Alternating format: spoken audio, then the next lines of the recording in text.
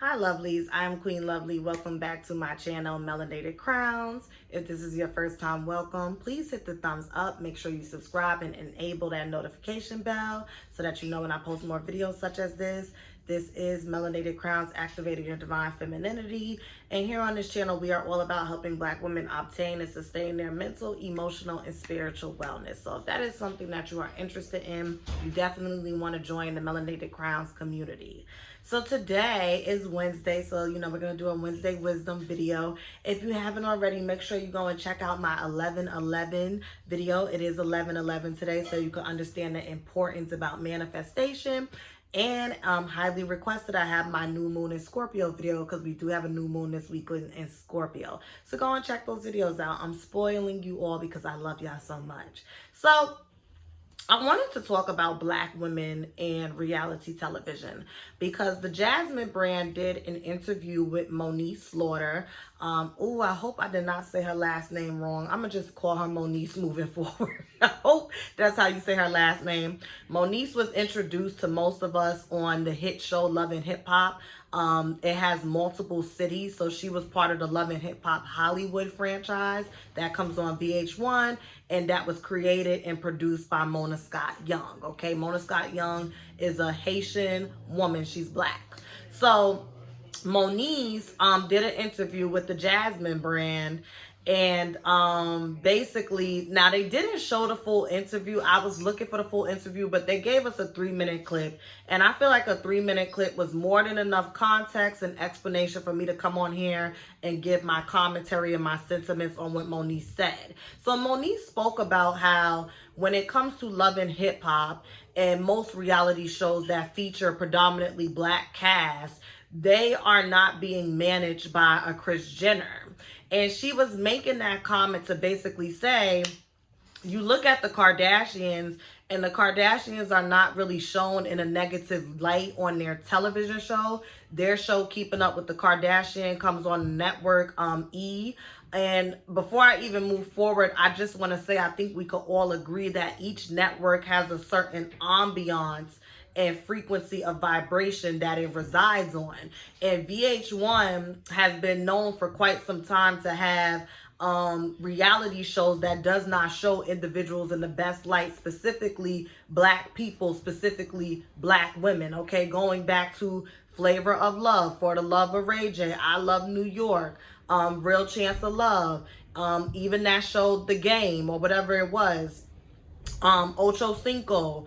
Those shows, like, none of those shows never really show women of color or Black women in the best light. VH1 is not a show that is a network, that is about empowering and uplifting people, and it's just never been about that. Now, an E Network, to my knowledge, I don't watch E Network, but they've had shows such as Christina Milian show, and that's pretty much it. I don't really watch it. Like, they do the red carpet stuff, and they have like their shows where they're talking about what people are wearing or whatever the case may be. The point I'm making is E Network has a certain ambiance about it where it's like the programming that they have over there is not really ratchet, so to say, or trashy, to my knowledge. If y'all know something I don't, y'all can more than welcome get in my comments respectfully and correct me and add some context. So even like with a WeTV, what's the other one, TV1, that's the only networks I could think of that have reality shows. It's just levels to it, right? Levels to it, like the R&B divas and the Braxtons versus Love and Hip Hop. Bravo TV with the Real Housewives franchises. Like, you'll see them cut a fool every now and then because that's just life. Everybody ain't gonna walk around perfect, but for the most part, certain networks come with a certain stigma and a certain status where it's just like, if you're coming to this network, it's because I would assume that you feel like the ambiance of that network correlates with how you conduct yourself. So I say all of that to say this because we've had Tamar Braxton come out and talk about how they portray her. We've had Jessie Woo. Jessie Woo was very, very vocal about her disappointment and how she was portrayed on Love and Hip Hop Miami.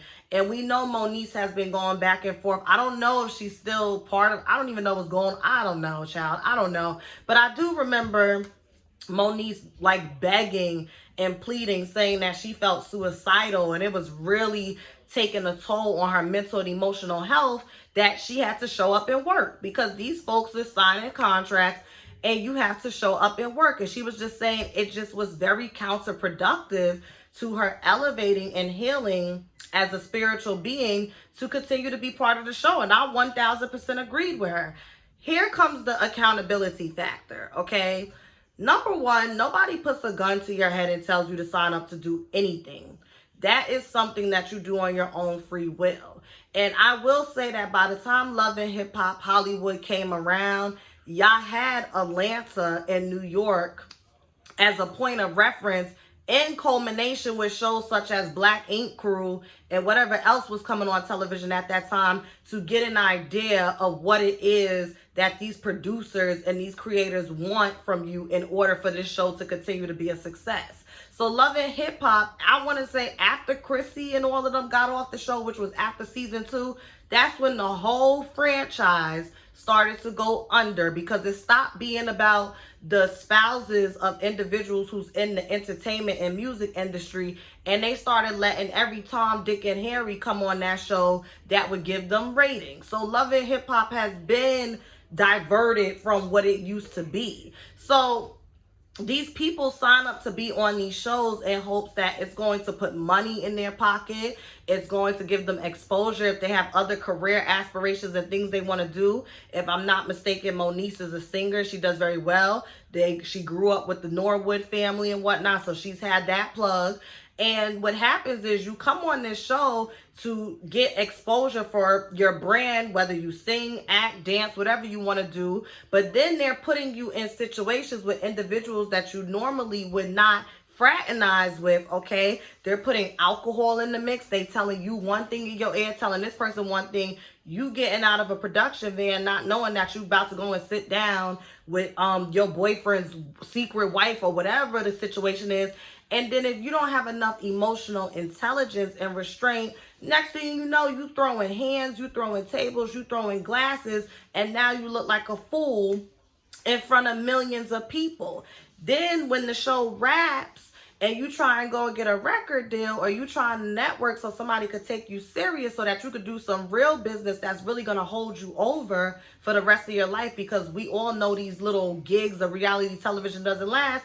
These folks don't want to be associated with you because their introduction to you was just not a good one. First impressions is everything. And then you have the people like the Jessie Woos and the Tamar Braxtons and the Monieces that are like, oh, they're portraying me in the wrong way. Oh, they're doing this. First and foremost, they can only work with what you give them. So if you don't throw a drink, we're not going to see you throw a drink. If you don't throw a fist, we're not going to see you throw a fist. If you don't spit on nobody, we ain't going to see you spit on nobody. If you're not using profanity, if you ain't bopping your head and do it, we only going to see what you give them. Now, what ends up happening is I could have a bad week of filming, right? And we could film for 6 months. And they will take those 7 days of Queen Lovely and stretch it out through the whole season and cut out me doing charity, me running my spiritual advisor business, me graduating college, and they will just perpetuate the narrative that they want the viewers to see. And is that fair? No, but that's what happens when you sign on a dotted line and you give these producers permission to show you in any way that they want to. That's what happens. And that's why I personally would not feel the need to go on reality television, because first and foremost, the only handler that I want over my life is God, the Most High. I don't want to put all my eggs in one basket and trust that Mona and Me Entertainment or Two Big Fish, the ones that do the Black Ink Crew and We TV or whatever the case may be, and Bravo Andy Cohen is going to show me in the best light. I just don't want to take that chance.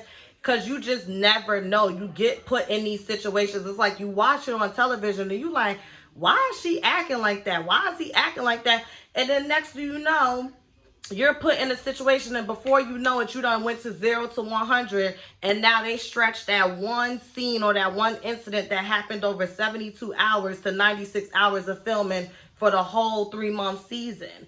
And see, that's what Jessie Woo said happened with her. Once again, though, let's bring it back to self-awareness, introspection, and accountability. Moniece, after your first season, now I don't know what your contract looked like. I don't know what none of y'all contracts look like.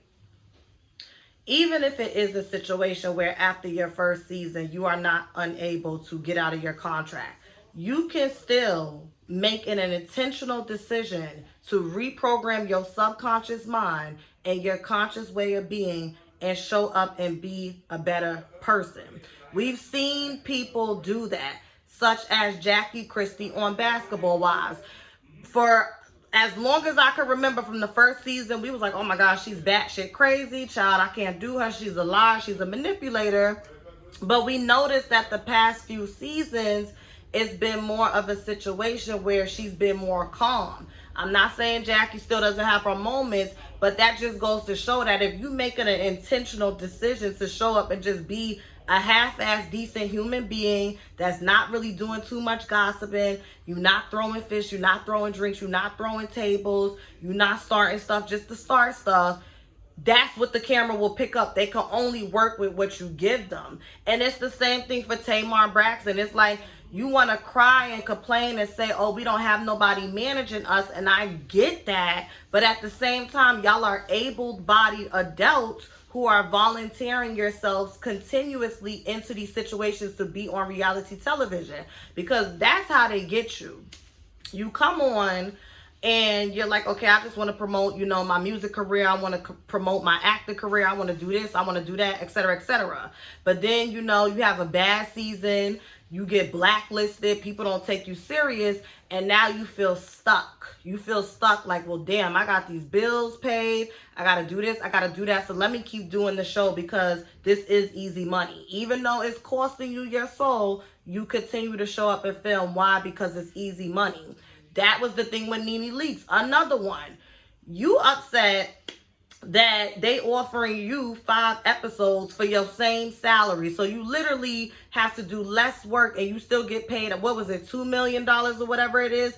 And you're upset, but the reality of the situation is you're over the show. You're over the show. The show doesn't add anything of substance to your life. It puts you in spiritual poverty, but because your ego won't allow you to walk away from a situation that you know is not right for you, you never create an exit plan. And then you end up in this continuous loop of negativity. I do feel like Black people, Black women specifically, on reality television get the short end of the stick and they aren't portrayed the way the Kardashians are. Additionally, y'all gotta stop making decisions to put yourself in predicaments where y'all got these folks controlling how y'all look. And yeah, it is unfortunate. Mona is a Black woman. You would expect that with her power and her abundance and the things that God has bestowed upon her, she would, you know, create a situation where she shows Black women in the best light ever. But listen, all skin folk ain't kinfolk. And it just is what it is. All skin folk ain't kinfolk. And Jessie Woo has to learn that the hard way. Jessie Woo thought she had a and I'm not laughing at her, but it's just like she really thought she had a friend in Mona Scott Young. They're both Haitian and whatnot. And Jessie Woo used to do little skits and Mona used to shout her out. But you got on that show and decided that you wanted to throw drinks and fight. That's what they decided to show. And Jessie Woo got upset because she's like, they cut so much out. They didn't show this. They didn't show that. They didn't show this. Why would they? It's love and hip hop. Now, if you go on Real Housewives of Atlanta, a show like that where you're supposed to be the creme de la creme of that city, it's different. You do have a chance to redeem yourself, hence Portia Williams. Because that show, even though it's drama and it's entertainment, it's levels to it. Love and Hip Hop, in my opinion, is the bottom of the barrel, and so is Black Ink Crew. When you start making your way over to WeTV, like a R&B Divas, or to Bravo, like those shows, now you kind of climbing up the ranks when it comes to reality television.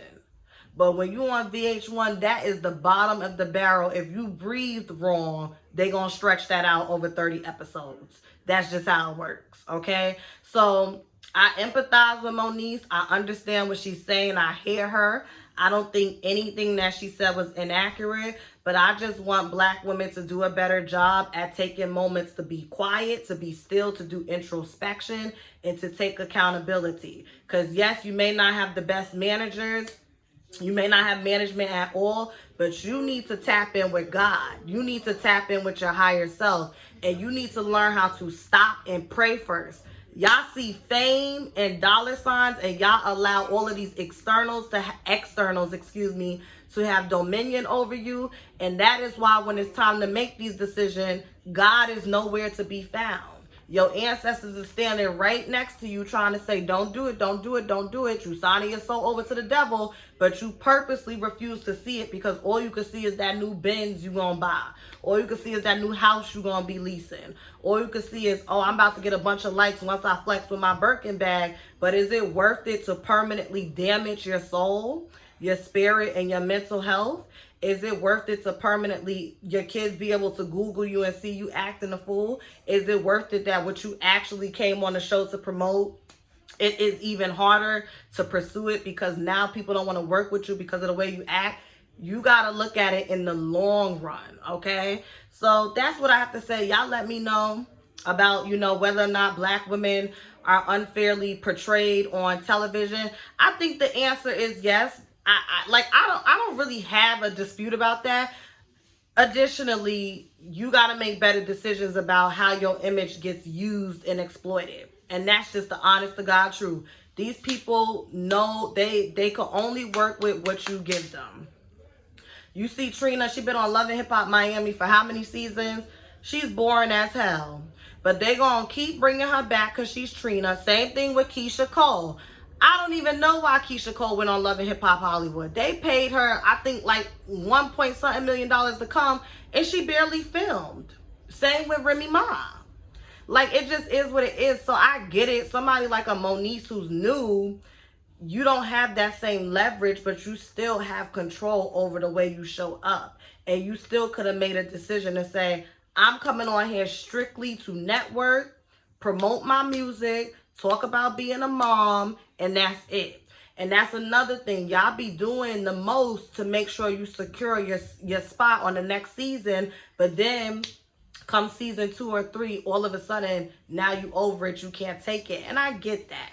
With life, life happens in stages. We learn, we grow. Unfortunately, as we learn and grow, we could grow and see stuff for what it is, but sometimes the damage is permanent and it's done. And I'm not saying Moniece can't go on to still sing and be a prominent figure of society. I'm not saying that at all, but you could just tell, like the way her eyes looked and the way she talked about it, she has some healing to do from being on Love and Hip Hop, because that stuff is out there forever. Stuff she said, stuff she has done is out there forever. And prior to coming on Love and Hip Hop, she already had trauma. That's another thing. And I know I was going to end this video, but I need to put this in there. These reality television scouts, they know who to prey on. They know who to prey on. They know okay. So you want to get the people who are thirsty for money and thirsty for fame, thirsty for attention. And if they already have pre-existing trauma, bingo, you got them. That's how it works. And that's why I always say when it comes to the entertainment industry, people like to say it's not for the weak, but in my opinion, it is for the weak. It's for emotionally, spiritually, and mentally weak people. Because you notice a lot of these people that are mega superstars or mega reality stars, they have like a laundry list of traumatic experiences and pain and anger and hurt. And these managers and producers and people that run these record labels, they prey on that. Oh, you come from poverty? Yeah, offer him a $2 million contract and he gets $1 million up front, knowing damn well that dude, literally the minute you sign, you in debt. because all of that stuff that they paying for, they got to get it back. Y'all better get right with God. I keep telling you, I'm so serious. Get right with God and connect with your higher self, because when you do, I'm not saying your path is going to be perfect and just easy as cake, but it does make it easier to navigate life because you have a connection with your higher self, which resides in the spiritual realm. We are spiritual beings first, having a physical experience. And when you have that connection and you able to pray and you trust your discernment and your intuition, you will energetically feel before somebody even comes to you with the bullshit, okay? Maybe it's a scheme that Todd set up to come to you with the bullshit, that this is not for me. This is not for my path.